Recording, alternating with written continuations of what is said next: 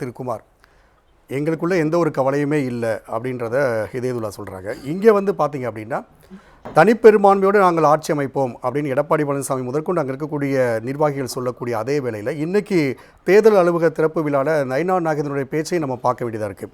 இங்கே இருக்கக்கூடிய 20-30 பேர் எம்எல்ஏ ஆவாங்க, அதில் 2 பேர் அமைச்சராகுவாங்க அப்படின்றத பேச்சை இதை நம்ம எப்படி புரிஞ்சுக்கிறது? முதல்ல நம்முடைய சகோதரர் இதயத்துல்லா சொன்னது, அவர் சொல்கிற போல் காங்கிரஸ் ரொம்ப திடகாத்திரமாக ஆரோக்கியமாக பலசாலியாக இருந்தால் இன்றைக்கி திமுக அதை கண்டுக்காமல் இருக்கிறதுக்கு 90 நாளைக்கு மேலே ஆகி கூட்டணி அமைத்து பேச்சுவார்த்தைக்கு குழு அமைத்து காங்கிரஸ் அமைத்து 90 நாளைக்கு மேலே ஆகிவிட்டது. திமுக இப்போ தான் 4-5 நாளைக்கு முன்னே தான் ஆரம்பிச்சிருக்காங்க. இன்னும் பேச்சுகளெல்லாம் டெய்லி இப்போ விவாதத்தில் 90 நாளில் கிட்டத்தட்ட 50 நாள் காங்கிரஸ் திமுக கூட்டணி பற்றி தான் விவாதம் நடந்திருக்கிறது தொலைக்காட்சிகளில். அப்படியெல்லாம் ஒவ்வொருத்தரும் வெவ்வேறு இதாக பேசுகிறாங்க. தேசிய அளவில் பார்த்திங்கன்னா ஒமர் அப்துல்லாவிலிருந்து நீங்கள் முலாயம் சிங் யாதவுடைய மகன் அவர் உட்பட எல்லாருமே உத்தவ் தாக்கரே, தமிழ்நாட்டினுடைய தலைவர் மு.க. ஸ்டாலின் தான் இந்தி கூட்டணிக்கு தலைவராக இருக்கணும்னு 2 பேரும் பேட்டி பேப்பர்லாம் படிச்சிருப்போம் எல்லோரும். ஆக இந்த அளவுக்கு போயிருக்கிறது. இந்த அளவுக்கு அப்படி இருந்தால் தான் நாங்கள் மம்தா பானர்ஜி ஆல்ரெடி சொல்லியாச்சு, மம்தா இருக்கணும் அல்லது ஸ்டாலின் இருக்கணுமா அவங்களுடைய ஸ்டேட்மெண்ட்டு. ஆக அரவிந்த் கெஜ்ரிவால் அப்போவே அவர் தனியாக ஒதுங்கி இருக்காரு. அங்கெல்லாம் அப்படி சொல்கிறாங்க இல்லை, ஆக்சுவலாக அங்கெல்லாம் அப்படி சொல்கிறாங்க. இங்கே வந்து நாங்கள் தான் இருப்போம் அப்படின்றத சொல்லுங்கள் சார். நான் தான் சொல்கிறேனே, நான் அப்படி இருப்போன்னு தெரிஞ்சிருந்தா இப்போ உங்களை கூப்பிட்டுல உட்கார வச்சுருப்பாங்க. இவங்க விடுவாங்களான்னு திமுககாரங்க டெல்லியில் போய் காத்து கிடந்து, ஐயா காங்கிரஸுக்கு இவ்வளோ பெரிய காங்கிரஸுக்கு என்ன கேட்டால் உண்மையிலே காங்கிரஸுக்கு தமிழ்நாட்டிலையும் கேரளாவிலையும் செல்வாக்கு இருக்கிறது என்பதை நான் மறுக்கவில்லை. ஏன் என்று சொன்னால், இது ராஜீவ்காந்தி மரணத்துக்கு பின்னால் அதை வந்து இவங்க காங்கிரஸ் ஒழுங்காக அதை பண்ணலே தவிர காங்கிரஸுக்கு இன்னும் அந்த ஞாபகம் காங்கிரஸுடைய இன்ஃப்ராஸ்ட்ரக்சர்லாம் இருக்கத்தான் செய்கிறது. ஆனால் திமுக என்ன நினைக்கிறது, எப்படி இவங்க அதிகாரத்தில் பங்கு கேட்கலாம், நம்ம அங்கே வந்தால் அவங்க நமக்கு தரணும். அவங்க 2006 நினைக்கிறேன், 2006 17 எம்பிக்களுக்கு 8 மினிஸ்டர் கொடுத்தாங்க, சென்ட்ரல் மினிஸ்டர் கொடுத்தாங்க காங்கிரஸ். அதை இவங்க நினைக்கல, யார் திமுக நினைக்கல. அதைத்தானே அங்கே இருக்கிற 2ஆம் கட்ட தலைவர்கள் சொல்கிறாங்க. அதை எங்கே கொடுத்தாங்க? டெல்லியில் சார், மத்திய அமைச்சராக தமிழ்நாட்டிலேருந்து கொடுத்தாங்க சார் அமைச்சர்ஸ். இப்போ மாநில சட்டமன்ற தேர்தலில் இது எங்களுக்கு ஒத்து வராதுன்னு சொல்லிட்டாங்கல்ல.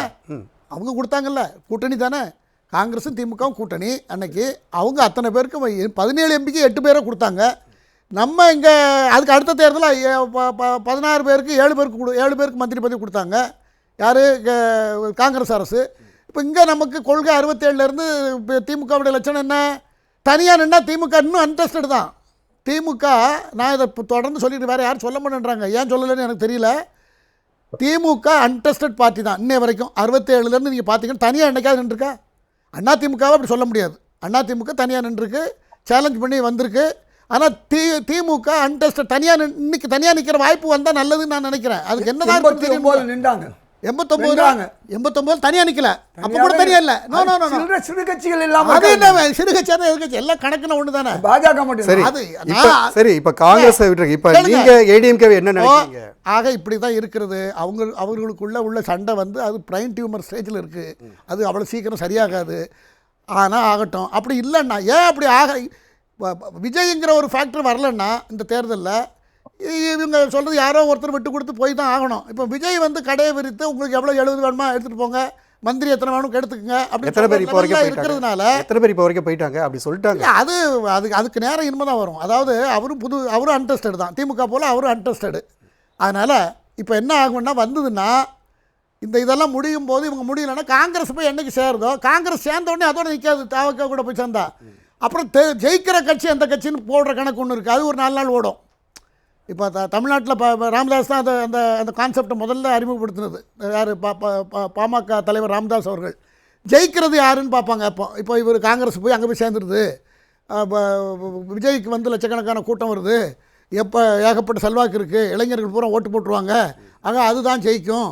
காங்கிரஸ் கூட சேர்ந்துட்டுது, காங்கிரஸுக்கு நல்ல ஸ்ட்ராங்கான பெல்ட்டு இன்ஃப்ராஸ்ட்ரக்சர் இருக்குது கட்சி லெவலில், ஆக இன்னும் சில கட்சிகள் சேர்ந்துடும் அப்படிங்கிற ஒரு யூகம் வரும்பொழுது அடுத்தால சில கட்சிகள் அங்கே போய் சேரக்கு தயாராக இருக்கிறது, திமுகவில் இருக்கிற கூட்டணியில் இருக்கிற கட்சிகளே.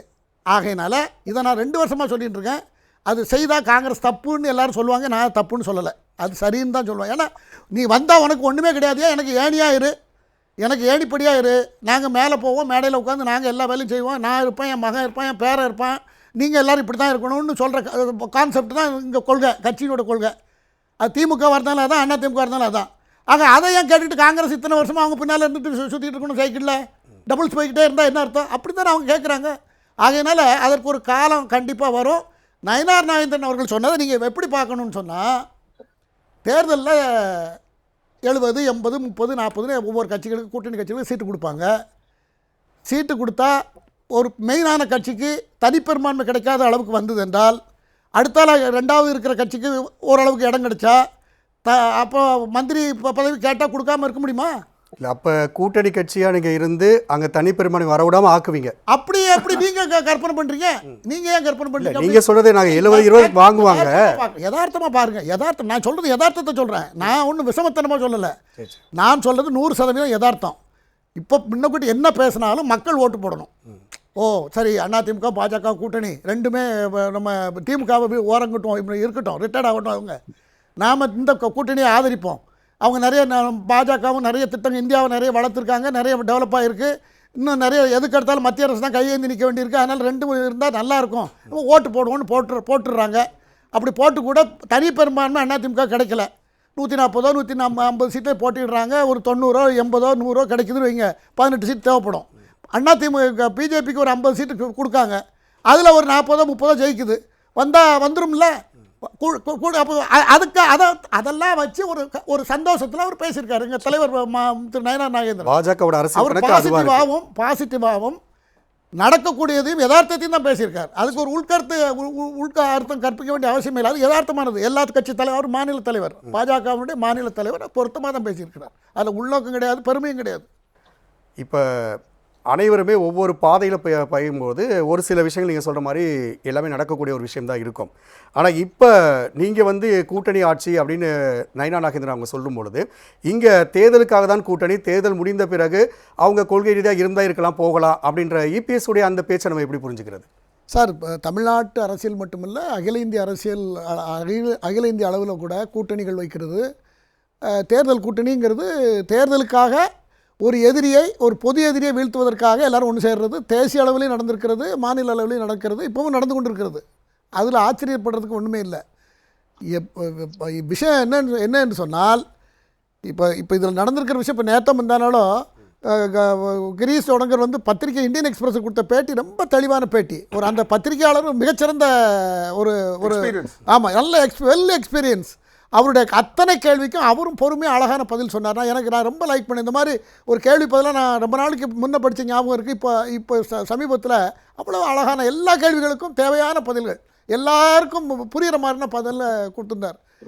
அப்போ அதில் என்ன சொல்கிறாருன்னா, தமிழ்நாட்டில் எங்களுக்கு 18% ஓட்டு இருக்குதுன்னு சொல்கிறார். அவர் சொல்கிறது காரணம், அகில இந்திய அளவில் எங்களுக்கு செல்வாக்கு குறைந்திருக்கலாம், ஆனால் தமிழ்நாட்டிலையும் கேரளாவிலையும் எங்களுக்கு செல்வாக்கு இருக்கிறது என்று சொல்கிறாரு. எனக்கு அதில் உடன்பாடு உண்டு. ராஜீவ்காந்தி மரணத்துக்கு பிறகு மக்களுடைய அனுதாபம் இன்னும் அதை இவங்க சரியாக அறுவடை பண்ணலையே தவிர, அவங்க பின்னாலே வாழை பிடிச்சிட்டு போயிட்டாங்களே தவிர, இவங்களுக்குன்னு ஒரு செல்வாக்கு இருக்குது. ஆனால் அதை இந்த தேர்தலில் வந்து வடநாட்டில் தோல்வியை வச்சு திமுகவுக்கு வேறு வழி இல்லை. திமுகவுக்கும் தேமுதிக வந்தாச்சு, அவங்களுக்கு அக்காமடேட் பண்ணணும். ஏற்கனவே கொடுத்த சீட்டில் குறைவாக கொடுத்தா இவங்க யாரும் ஒத்துக்க போகிறதில்ல. இப்போ 2 விஷயம், காங்கிரஸ் நாங்கள் தாவேக்காக்கு போகிறோன்னு உறுதியாக சொல்லலை, திமுக வெளியே போங்கன்னு சொல்லவும் இல்லை. இந்த 2 விஷயம் நடந்திருக்கு இல்லையா? இது வரைக்கும் அழைக்கவே இல்லையே சார், கூப்பிடுறதுக்கு அஃபிஷியலாக அழைக்கவே இல்லை. கலைஞருக்கு எல்லாம் பேக்டோர் ஐயுஎம்எல்ல ஃபர்ஸ்ட் கூப்பிடுவாங்க, அதுக்கப்புறம் ஒவ்வொரு கட்சியா கூப்பிடுவாங்க. அந்த புரோட்டோகால் சார் 90 நாளைக்கு முன்னாலேயே அவங்க குழு அமைத்தாகிவிட்டது காங்கிரஸில். திமுகவில் போன வாரம் தான் குழு அமைத்தார்கள். அப்போ உடனே காங்கிரஸான மெயின் கூட்டணி, அதில் உடனே கூப்பிடுறதுக்கு அஃபிஷியலாக அழைப்பே இன்னே வரைக்கும் கிடையாது. எல்லாருமே ஒரு தொடர்பை ஏற்படுத்தி அவங்க பேசிட்டு இருக்காங்களே தவிர. அதுதான் சார், இப்போ கலைஞர் காலத்துல இருந்தே முதல்ல ஐயோமேல கூப்பிடுவாங்க, அப்புறம் ஒவ்வொரு கட்சியாக கூப்பிடுவாங்க. அதுதான் வந்து அவங்க நடத்திட்டு இருக்காங்க. அப்போ காங்கிரஸ் கனிமொழி பேசிட்டு தான் இருக்காங்க. காங்கிரஸ் தான் முதல்ல பேசுவாங்க, அதுக்கப்புறம் அழைப்பு முதல்ல காங்கிரஸுக்கு போயிடும். இப்போ அப்படி இல்லைங்கிற ஒரு வித்தியாசம் இருக்கிறது. அந்த வித்தியாசத்துக்கு காரணம் விஜய் வந்து எந்த அப்போ திமுகவே இவங்களுக்கு டைம் கொடுக்குறாங்களா, நீங்கள் எப்போ போகிறீங்க அப்படின்ட்டு? இல்லை, 2 பேருக்கு என்னென்னா, 2 பேருக்கு சூழ்நிலை எப்படி இருக்குது என்று சொன்னால், திமுகவிற்கு ஆன்டி இன்கம்பரன்சி நிறைய இருக்கிறது. அதை யாரும் மறுக்கக்கூடாது. மறுத்தா அது சும்மா பேச்சுக்கு மறுக்கலாமே தவிர உண்மையிலே நிறைய ஆன்டி இன்கம்பரன்சி இருக்கிறது. அந்த சூழ்நிலையில் காங்கிரஸுக்கும் ஸ்டடியாக இருக்கான காங்கிரஸும் பீகாரில் நடந்த தேர்தல் மற்ற தேர்தல்கள்லாம் குறைந்து வந்து கொண்டு இருக்கிறது. தமிழ்நாட்டில் காங்கிரஸுக்கு செல்வாக்கு இருக்கான்றா இருக்கிறது. என்ன கேட்டால் நான் மனசாட்சியோடு சொல்கிறேன், காங்கிரஸுக்கு செல்வாக்கு இருக்கிறது. ஆனால் திமுகவிற்கு அது இது அந்த 25க்கு மேலே கொடுப்பதற்கு அவங்கள்ட்ட வாய்ப்பு இல்லை. ஏன்னா தேமுதிகவை அக்காமடேட் பண்ணணும். அப்போ எல்லாத்துக்கும் 1-2 குறைக்கணும். அப்போ காங்கிரஸுக்கு அதையே கொடுத்தா கூட அவங்க ஏற்றுக்க தயாராக இருக்கணும். அதுக்கு மேலே அவர்கள் அதிகாரத்தில் பங்கு என்று ஆரம்பித்தார்கள். இப்போ அதிகாரத்தில் பங்கு வாபஸ் வாங்கி ஆயிடுச்சு. அதிகாரத்தில் பங்கு இப்போ கேட்கறது இல்லைன்னு ஆயிடுச்சு. ஆனால் லோக்கல் பாடியில் முனிசிபலில் எங்களுக்கு நாங்கள் என்ன மடமான்னு சொல்லியிருக்காருங்க. இல்ல அதிகாரத்தில் பங்கை நாங்கள் எப்படி விட்டு கொடுக்கணும்? அதுக்காக சொல்லலை. எங்களுடைய கட்சியும் நாங்களும் ஒரு எதிர்பார்ப்போடு தான் இருப்போம். அரசியல் கட்சி சரி தான். இப்போ நயினார் சொன்னதை வச்சு நீங்கள் முடிச்சிருங்க உங்களுக்கு. அதனால அது அப்படி இருக்கிறது. நயினார் சொன்னதற்கு நான் ஏற்கனவே சொல்லிவிட்டேன். திரு பாஜகவுடைய மாநில தலைவர் சொன்னது, அரசியல் கட்சிகள் என்பது கூட்டணி அமைப்பது சர்வசாதாரணமாக நடைபெறக்கூடியது. தேர்தல் நேரங்களில் எதிரியை வீழ்த்துவதற்காக இப்போ திமுகவை வீழ்த்தணுங்கிறதுக்காக அண்ணா திமுக பாஜக மற்ற கட்சிகள்லாம் ஒன்று சேர்ந்துருக்கிறது. இந்த சூழ்நிலையில் யார் யாருக்கு எவ்வளோ ஓட்டு வருதோ அதில் மெஜாரிட்டியாக ரெண்டுக்கும் ஓட்டு கிடைத்தால் மெயினான அண்ணா திமுகவிற்கு பெரும்பான்மை கிடைக்கவில்லை என்றால் அடுத்தால இருக்கிறது பாஜகவாக இருக்கும். 2வது இடத்துல அதிகப்படியாக கிடைச்சிடுச்சு. கண்டிப்பாக கூப்பிடுவாங்க வாங்க. அப்போ அவங்க சொல்லுவாங்க எங்களுக்கு 2 மந்திரி கொடுங்க. அப்பயே கேட்பீங்க. இல்லை அப்படி தான் நடக்கும். இதானே நடைமுறை தானே சார். இது முன்னக்கூட்டி பேசுறதுங்கிறது எப்படின்னா அது வந்து குழந்தை பிறகு கல்யாணத்துக்கு முன்னே என்ன பிள்ளை வைக்கணும் பேர் வைக்கணும்னு சண்டை போடுற மாதிரி. ஜனநாயக முறைப்படி மொத்தத்தில் தமிழ்நாட்டில் ஜனநாயகம் துளிர்க்க ஆரம்பித்திருக்கிறது. இந்த பேச்சுவார்த்தைகள் அத்தனையும் ஜனநாயகத்தினுடைய அரசியல் கட்சி கூட்டணியில் ஜனநாயகம் ஏற்பட்டிருக்கிறது. ஆனால் இது உட்கட்சியில் ஜனநாயகம் வரணும். திமுகவில் உட்கட்சி ஜனநாயகம் வந்தால் கட்சியே இல்லாமல் போயிடும். காங்கிரஸில் அதே போல் வரணும். எல்லா கட்சியிலையும் உட்கட்சி ஜனநாயகம் வர வேண்டும். மக்கள்கிட்டையும் வரணும்.